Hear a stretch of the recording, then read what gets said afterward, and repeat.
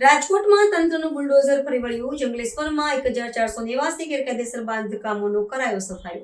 રાજકોટના જંગલેશ્વર વિસ્તારમાં સરકારી જમીન પર થયેલા અતિક્રમણ વિરુદ્ધ વહીવટીતંત્રે લાલાંક કરી મેગા ડિમોલેશનની આકરી કાર્યવાહી હાથ ધરી છે.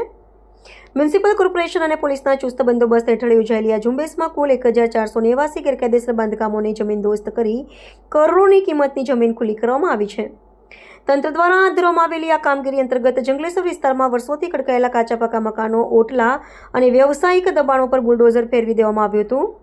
આ અગાઉ કોર્પોરેશન દ્વારા દબાણકર્તાઓને નોટિસ આપી સ્વેચ્છાએ જગ્યા ખાલી કરવા જણાવાયું હતું, પરંતુ સમય મર્યાદા પૂર્ણ થતાં તંત્રએ કડક વલણ અપનાવ્યું છે. આ કામગીરી દરમિયાન કોઈ અપ્રિય ઘટના ન બને તે માટે રાજ્ય અનામત પોલીસ દળ સહિતના વિશાળ પોલીસ કાફલો તૈનાત કરવામાં આવ્યો હતો.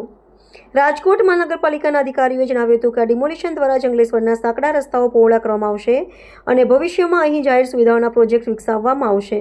સ્થાનિક લોકોએ આ કાર્યવાહીનો વિરોધ કરવાનો પ્રયાસ કર્યો હતો, પરંતુ તંત્રએ કાયદાકીય મર્યાદામાં રહીને ઓપરેશન સફળતાપૂર્વક પૂર્ણ કર્યું છે. આગામી દિવસોમાં શહેરના અન્ય વિસ્તારોમાં પણ ગેરકાયદેસર દબાણો હટાવવા માટે જ આ પ્રકારે ઝુંબેશ ચાલુ રાખવાની જાહેરાત કરવામાં આવી છે.